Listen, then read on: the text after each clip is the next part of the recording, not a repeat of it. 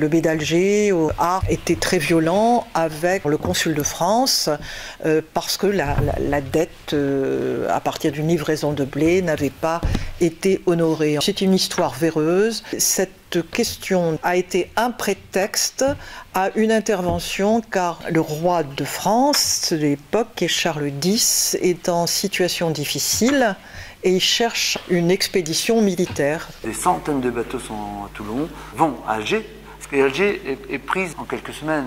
Donc le dé s'en va et la France s'installe en Algérie. Une violence faite aux hommes et aux femmes parce que cette irruption est tout à fait soudaine. Il y a des formes de violence qui relèvent davantage du politique, que ce soit auprès des populations berbères en Kabylie ou ailleurs.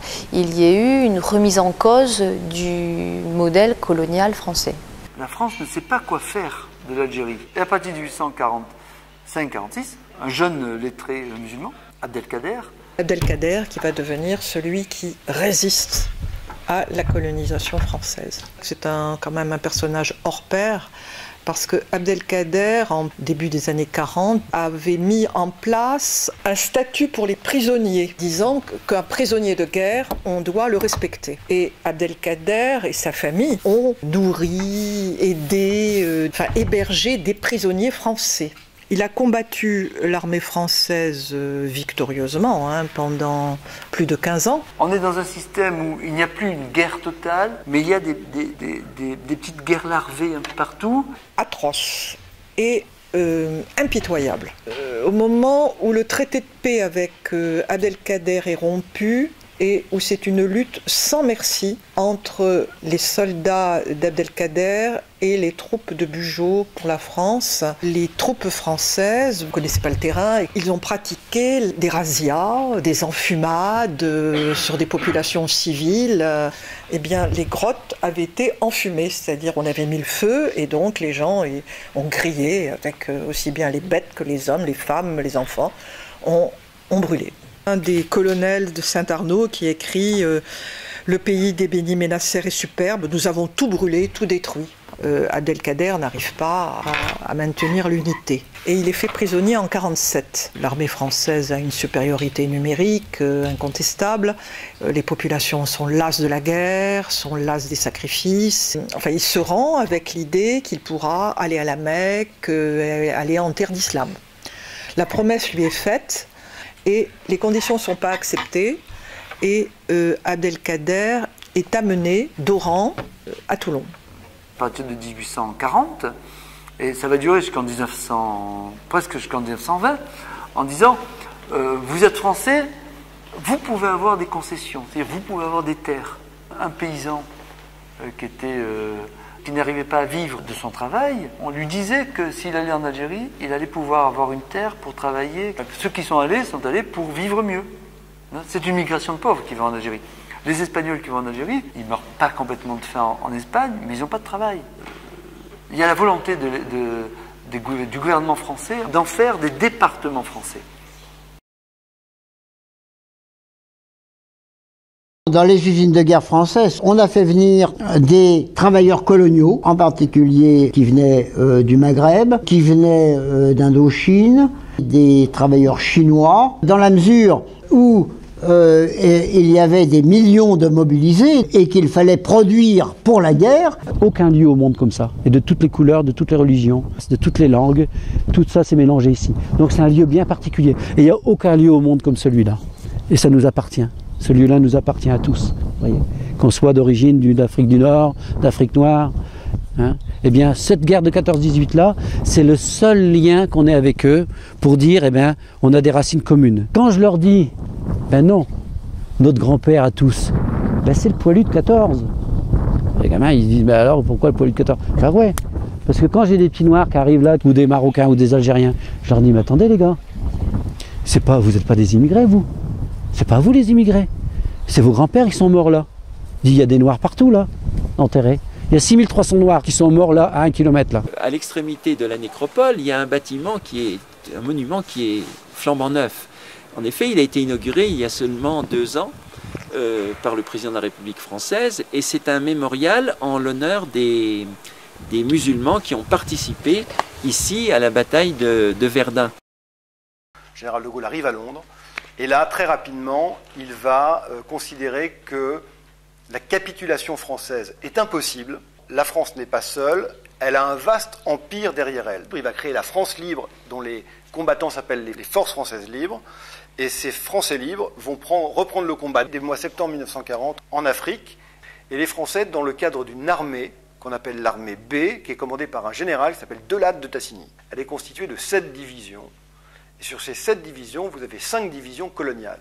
Une division d'infanterie algérienne, une division d'infanterie marocaine, une division de montagne marocaine, une division d'infanterie coloniale qui, elle, est constituée presque intégralement de troupes d'Afrique noire, et puis la première division française libre, et qui est composée pour moitié de tirailleurs africains. Sur les 200 000 hommes, vous avez 110 000 coloniaux, 85 000 Marocains, Tunisiens et Algériens, et 15 000 tirailleurs d'Afrique noire.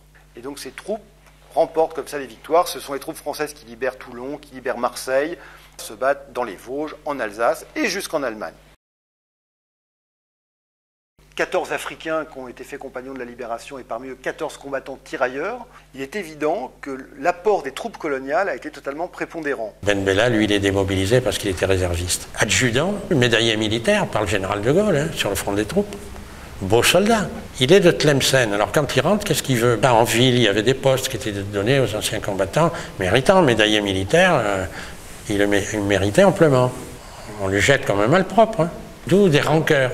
Des comme ça, il y en a, on en a rencontré énormément. Les promesses, il faut les tenir. Hein. C'est la base même du commandement, ça n'a pas été fait. Donc il était inévitable que cette incompréhension se traduise par des incidents. Depuis sa création en 1945, l'Organisation des Nations Unies a accueilli parmi ses membres plus de 80 nations qui se sont affranchies de la domination coloniale ou d'accords de tutelle, et sont devenus des États souverains et indépendants.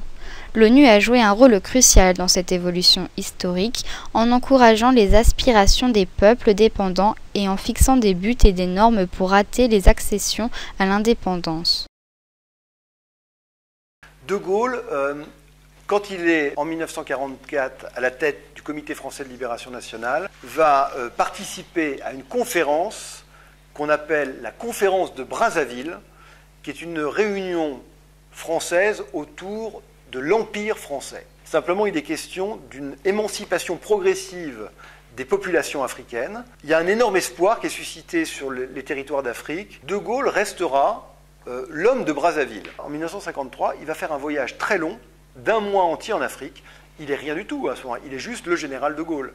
Et il va recevoir en Afrique un accueil absolument extraordinaire des populations. Il va dire « l'Afrique est entrée sur un chemin d'où l'on ne revient pas en arrière ». Donc de Gaulle revient au pouvoir en mai 1958. Le général de Gaulle disant « il est temps, il est légitime et il est naturel que les Africains aspirent à se gouverner eux-mêmes ». En août 1960, tous les territoires d'Afrique qui formaient l'Afrique occidentale française, l'Afrique équatoriale, obtiennent leur indépendance en 1960. Elle se passe sans violence.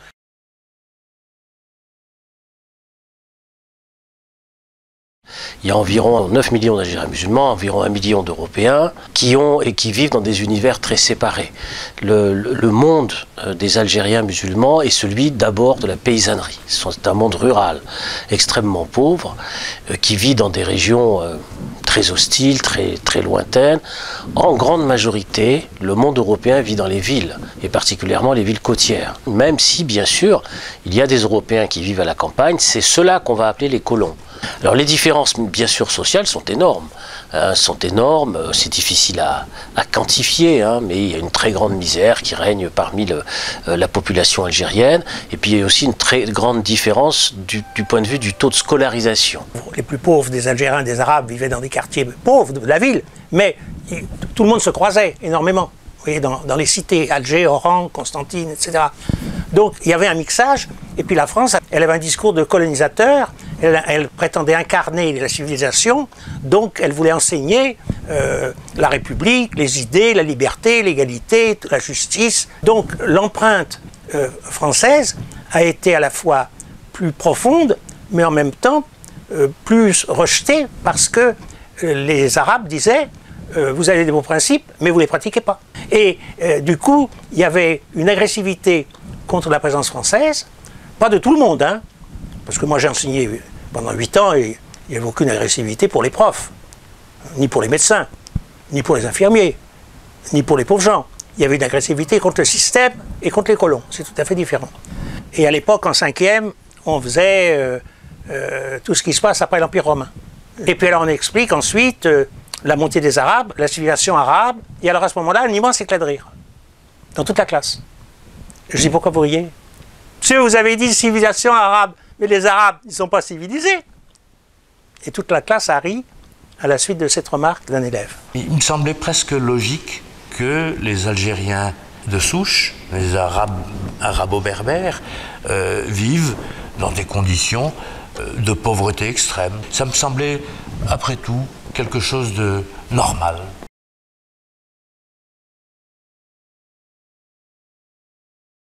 Le 8 mai 1945, c'est-à-dire le jour même où la guerre européenne se termine, il y a une manifestation à Sétif. Un certain nombre d'Algériens indépendantistes qui souhaitent l'indépendance, des nationalistes algériens, profitent de cette manifestation pour s'y mêler et sortir des drapeaux algériens et des slogans. Ça entraîne une répression très violente, puisqu'il y a plusieurs milliers de morts, on ne connaît pas exactement le chiffre d'ailleurs. Et donc c'est là, c'est le grand rendez-vous manqué, et puis les rancœurs qui sont perpétuées. La grande coupure, c'est l'Indochine. Au retour d'Indochine, il y a beaucoup de sous-officiers qui sont passés dans la rébellion. La guerre d'Algérie, elle commence véritablement en 1954, même si Sétif est quelque chose d'extrêmement important puisqu'il y a eu des massacres dans le nord constantinois. Néanmoins, je considère, comme historien, que c'est la date de 1954 est importante parce qu'il s'agit d'un soulèvement organisé et préparé par les nationalistes algériens contre la présence française. Le FLN signifie Front de Libération Nationale. Il a été créé par des Algériens le 23 octobre 1954 avec comme bras armé l'ALN, Armée de Libération Nationale, pour obtenir l'indépendance de l'Algérie. Le FLN est le premier mouvement nationaliste à user de la violence et l'adoptant comme mode principal d'action. Le 1er novembre 1954, vers 2 h du matin, l'Algérie est réveillée par une série d'explosions qui retentissent d'un bout à l'autre du pays. Principale cible visée par la trentaine d'attentats, des postes de police, des casernes, des administrations, des usines. L'opération, parfaitement synchronisée, se solde par 7 morts et presque autant de blessés. Pourtant, personne n'ose encore imaginer que la France vient d'entrer en guerre. C'était considéré comme des bandits. Un petit peu comme en France, on a considéré les résistants comme des terroristes. Le FLN, c'est une grande organisation en France parce que les Algériens en France ont toujours été très organisés politiquement. Le FLN va s'imposer, devenir la principale force politique à partir de 1958 et il compte environ 130 000 adhérents sur 300 000 Algériens qui vivent en France, qui pratiquement toute l'immigration algérienne en France qui cotise. Quand on se promenait dans une rue d'une Poussada ou d'une petite ville du Sud, il y avait des Algériens assis comme ça sur un parapet ou sur un banc. On passait devant eux et ils ne nous voyaient pas. C'était comme si on n'était pas là. Nous sentions que nous étions véritablement de passage.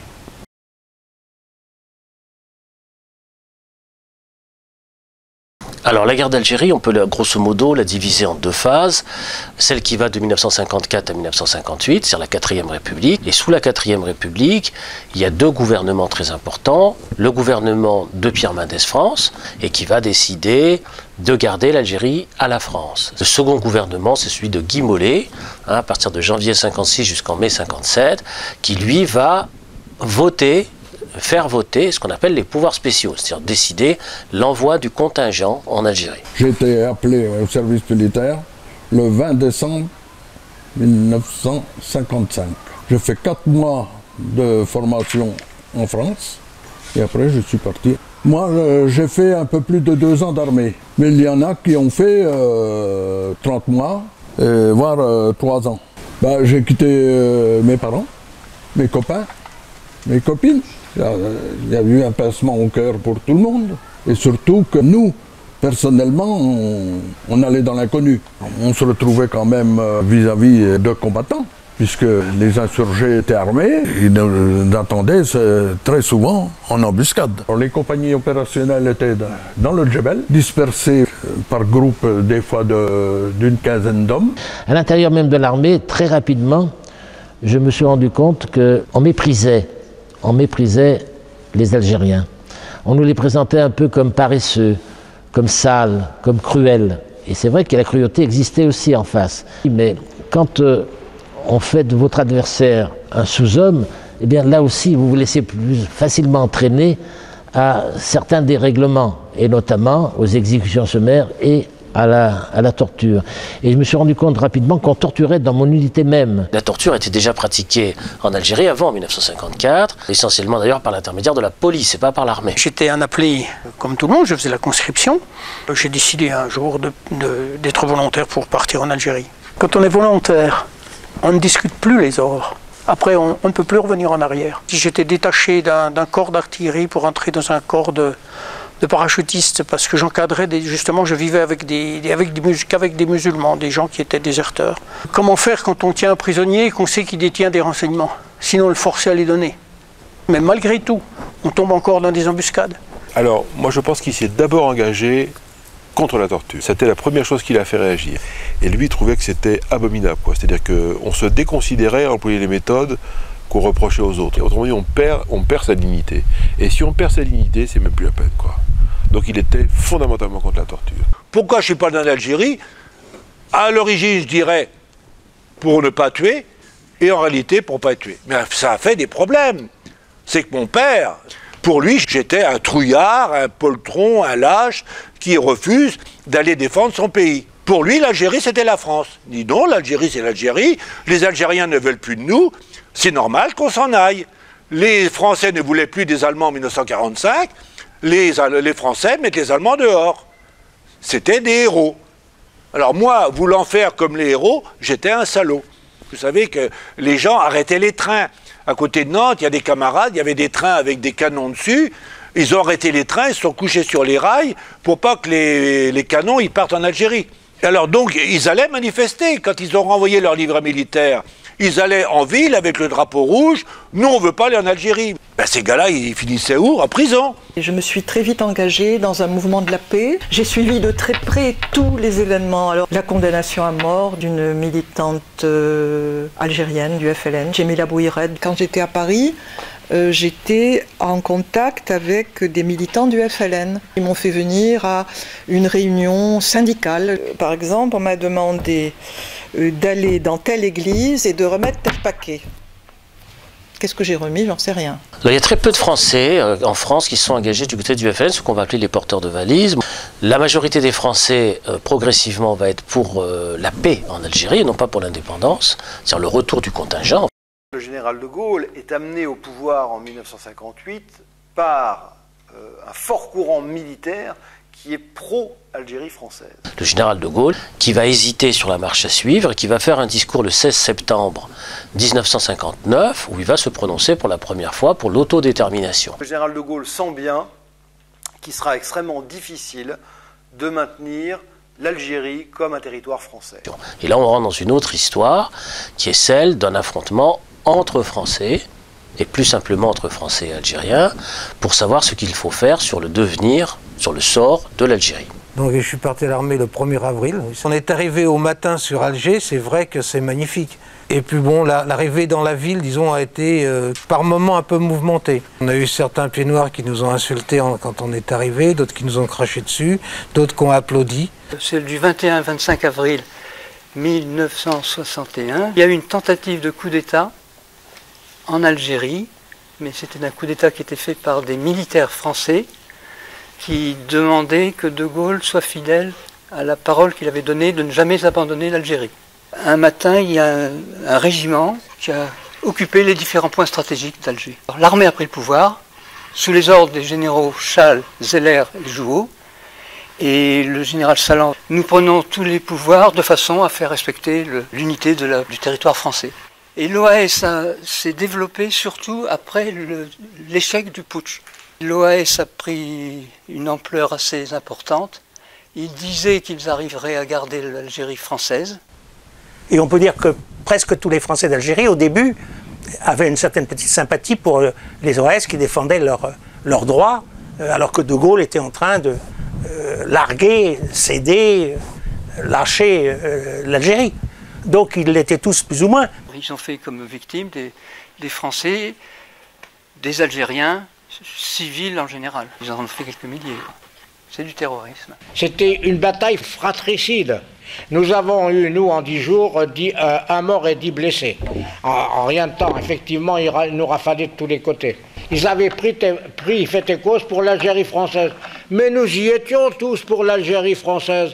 Nous ne rejetions aucune part des territoires français, mais à une condition, c'est que ces gens-là veulent rester avec la France. Je ne dis pas que la population ne voulait plus de nous, mais il y avait un mouvement d'indépendance, et puis il fallait le comprendre.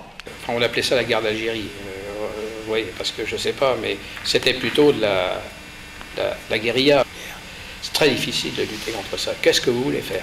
L'ennemi, vous ne le connaissez pas bien. Vous savez, vous aviez des gens dans la rue qui étaient très gentils, très sympas, etc. Hein, et puis le lendemain, et puis si ça se trouve le soir, il partait avec son flingue. Et puis on a vu l'exemple de l'Indochine quand même. Je ne comprends pas très bien. Mais moi, j'étais persuadé que ça se terminerait par l'indépendance de l'Algérie. J'en étais certain. Comme il y a des arrestations, il y a des tortures et tout, le FLN décide de tuer des policiers. Et le préfet de police, Maurice Papon, prend la décision de faire un couvre-feu. Il le fait uniquement pour les Français musulmans. Un couvre-feu discriminatoire. Le FLN demande aux Algériens de manifester le 17 octobre au soir. Et ils veulent faire quelque chose de pacifique. Et il va y avoir un déchaînement de violence de la part de la police qui va conduire à des dizaines et des dizaines de meurtres. J'ai rencontré par exemple un photographe qui s'appelle Georges Hazenstark. Il photographiait dans Paris, il a vu des femmes qui manifestaient avec des enfants, il les a suivis, et d'un seul coup il est arrivé boulevard Bonne Nouvelle, et là il a fait plein de photos, et il a vu des corps qui étaient entassés, des gens qui avaient été tués, il y avait des corps qui étaient là, sur les grands boulevards. Le FLN et l'OAS s'engagent dans une guerre totale, mais les attentats et la répression n'empêchent pas les négociations, qui se sont ouvertes le 20 mai 1961 à Évian de se poursuivre. Le 18 mars 1962, les délégations françaises et algériennes signent un accord qui prévoit un cessez-le-feu le 19 mars à midi. Donc il y a eu une fin de guerre d'Algérie après les accords d'Évian, qui a été une fin de guerre absolument terrible. L'affrontement entre l'armée française et l'OAS, avec la fusillade de la rue d'Isly, il y a eu énormément d'affrontements, de plasticage, etc. Dans les accords d'Évian, il était prévu que 200 à 300 000 Européens quitteraient l'Algérie pour la France. Il n'était pas prévu que tous partiraient. Les enlèvements d'Européens à Oran, le 5 juillet 1962, les Algériens ont le sentiment de la victoire. Donc pour eux, le 5 juillet 62, c'est la date de l'indépendance nationale. Donc il y a une fin de guerre absolument terrible, qui s'est poursuivie jusqu'à l'été 62, puisqu'il y a eu, pour les Algériens, une bataille pour le pouvoir.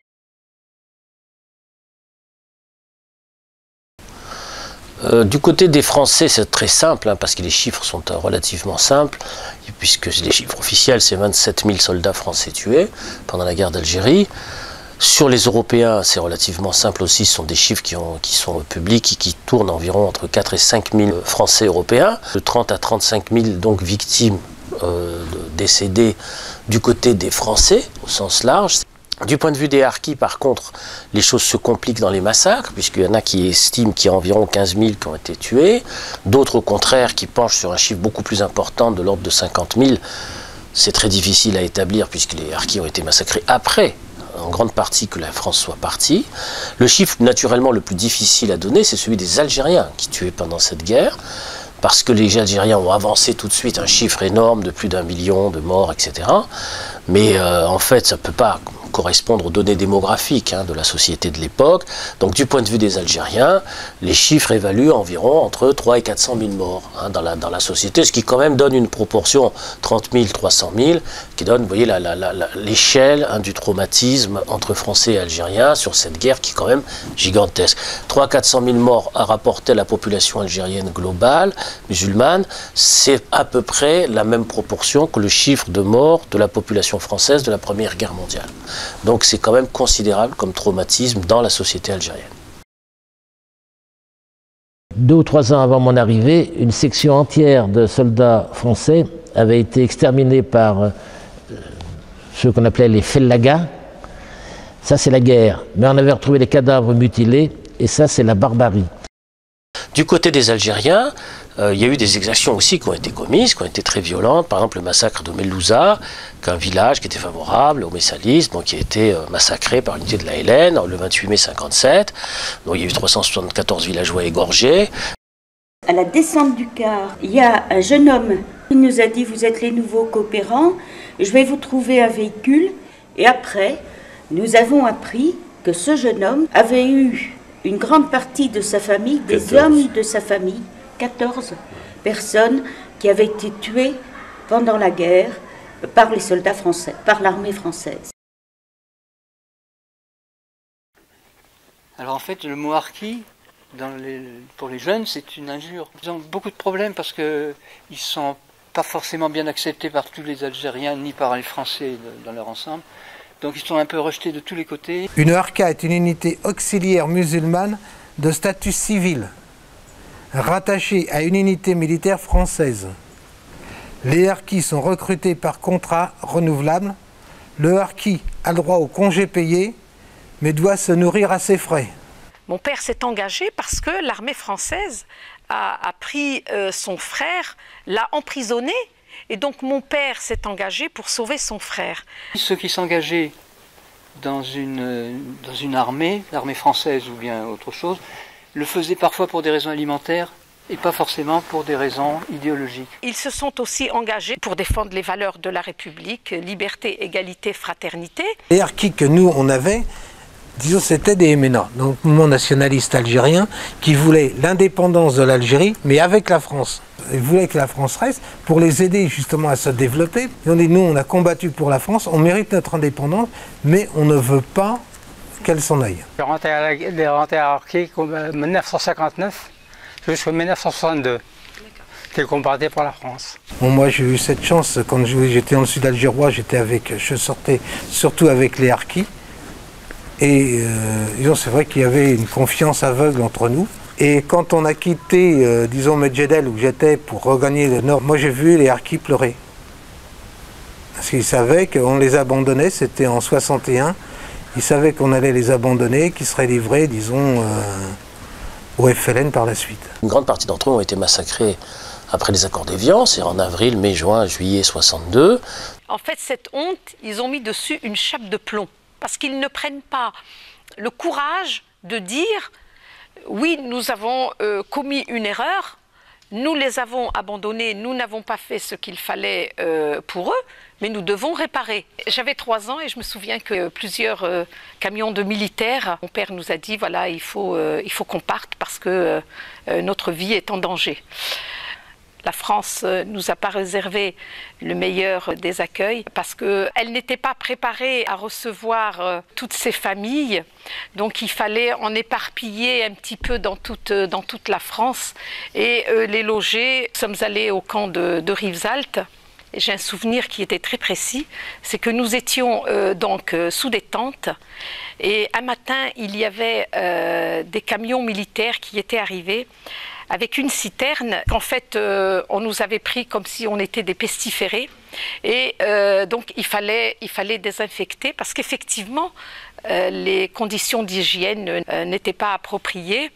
Nous avons eu la chance après d'aller habiter à la cité de l'Oasis qui était un prototype ici en France. Donc on a construit très vite 40 préfabriqués pour accueillir les familles de harkis. Surtout que c'était un petit village de campagne, donc ils arrivaient comme si c'était des étrangers. Les pieds noirs, ça a été repris pour désigner les Français d'Algérie une fois en France, après le rapatriement. À la fin du XIXe siècle, le mot est apparu et qu'il désignait en fait les gens qui étaient d'Algérie. On avait 2 pieds noirs dans notre compagnie et chose curieuse, c'est qu'il y en avait un qui était pour l'Algérie française et l'autre pour l'Algérie algérienne.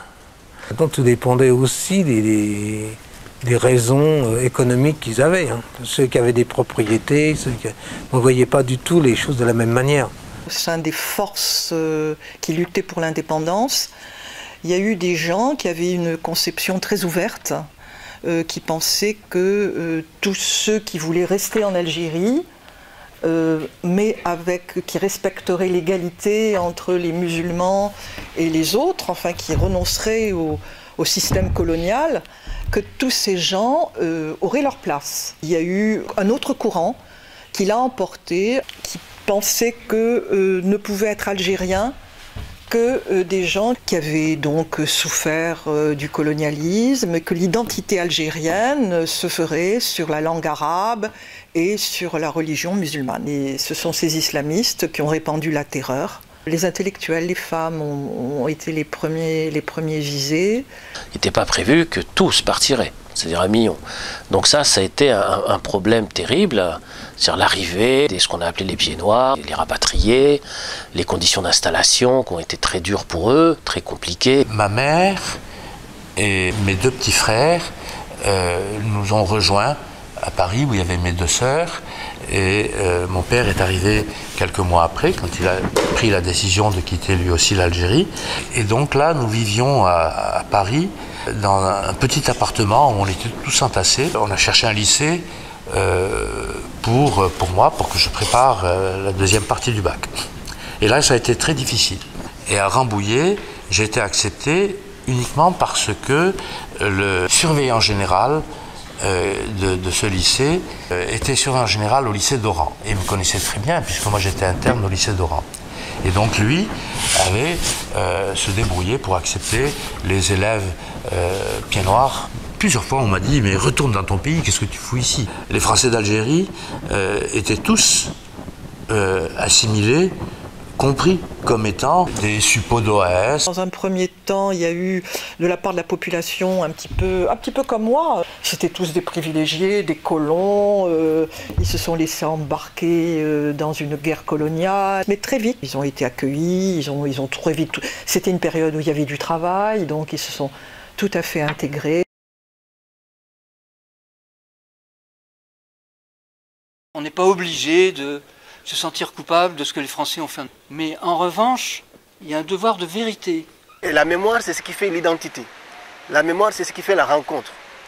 Aimé Césaire, que vous connaissez sûrement, un très grand homme, que la France vient d'honorer au Panthéon, Aimé Césaire disait « Un peuple sans mémoire est un peuple sans avenir ». Les Français ont considéré que l'Algérie c'était la France, que c'était une partie du territoire français. Donc pour beaucoup de Français, ça a été très mal vécu. C'est une question de nationalisme en fait qui est dite, donc c'est très difficile à assumer.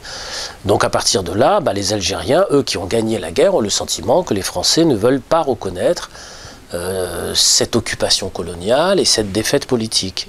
Monsieur Jacques Chirac, en 2003, en Algérie, disait ceci, je cite, « Nos 2 peuples ont une histoire commune, avec ses ombres et ses déchirures, mais aussi avec ses pages de vie et d'harmonie. » La France ne s'est pas bien comportée envers les harkis. La France était bien contente de les avoir quand elle en avait besoin. 70% de la population qui soutiennent la cause des harkis. Pour un mémoire, c'est surtout, disons, de rassembler déjà tous les anciens combattants d'Algérie. Mais c'est surtout au départ le fait de ne pas oublier et disons de dire aux gens ce qu'était, comment on ressentait la guerre d'Algérie quand même.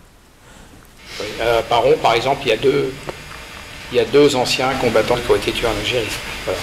Ne serait-ce que pour se souvenir de ces gens-là. À Toulon, il y a un monument qui est particulièrement scandaleux, c'est le monument de la Porte d'Italie, en hommage à De Gaulle. L'honneur d'un ancien terroriste de l'OAS. On ne demande pas que ce monument soit détruit. Moi, je demanderais presque à la limite qu'il soit considéré comme un monument historique. En revanche, il faut être franc par rapport au passé et dire ce à quoi il correspond. Donc la date consensuelle pendant très longtemps, ça a été celle du 19 mars 1962, qui était celle d'un compromis, celle des accords d'Évian, mais dans les milieux, dans le monde associatif, harkis, pieds noirs, etc., ils se sont opposés à cette date parce qu'il y a eu des événements, des tragédies, des massacres qui se sont déroulés après. Le 5 décembre a été décidé comme une date officielle par le gouvernement français, mais cette date ne correspond à rien, c'est une date abstraite qui correspond à aucun fait historique connu. Mon premier voyage sur l'Atlas saharien, fin des années 70. Au bout d'un moment, il y a un monsieur qui me regardait, ça faisait un moment qu'il me regardait. Et puis il se lève, il vient vers moi, et puis il met la main sur l'épaule. Et puis il me dit, mais tu es revenu? Et je l'avais fait prisonnier un jour d'une opération dans ce Djebel Boukaïl. Alors, il m'a dit, viens, on va faire la fête. Et pendant 3 jours, ils ont tué un mouton, ils ont fait du couscous. Et pendant 3 jours, on a mangé et bu, et puis raconté nos histoires de guerre. On a décidé de se former et ensuite d'aller en Algérie. Pour 2 raisons. J'ai fait un service civil où j'avais un contrat de coopérant. Je pouvais remplacer mon service militaire par 2 ans d'enseignement en pays étranger. Deuxième chose, j'ai choisi l'Algérie, c'est-à-dire que j'estimais qu'on avait une dette et que je pouvais faire quelque chose puisque l'Algérie demandait des enseignants. Puis il y avait une 3e raison, cela me permettait de connaître un autre pays, une autre culture, d'autres gens. Ceux qui nous ont le mieux accueillis, ceux avec qui on a été le plus proche, c'était bien souvent les anciens combattants du FLN. Et il m'est arrivé d'aller à la chasse la nuit, et j'étais avec un Algérien, un ancien du FLN, qui avait été torturé. Ouais. Et on était sur un sentier dans la montagne, dans le Djebel, et là il me racontait ses souvenirs. Et il me disait, bah, tu vois là, en passant, on était là, tout un groupe, et puis il y avait des parachutistes, il en tombait partout, partout, partout. Viens, il m'entraîne dans une toute petite gorge, il y avait un ruisseau complètement recouvert par la végétation. Et il me dit, on est tous passés par là, et là-haut il y a une grotte. Et bien ils nous ont cherché, ils nous ont jamais trouvés. Et il me racontait ça, et on était là tous les deux, chacun avec un fusil. Pour un peu, si je n'avais pas demandé un sursis, j'aurais pu être convoqué, être pris et être mis en face de cet homme. Et là, avec nos fusils, on aurait pu se tirer dessus. Ce sont des gens qui étaient militaires, appelés en Algérie. L'État leur a versé une pension, une retraite de militaires. Et là, ils ont dit, mais de cet argent, on n'en veut pas.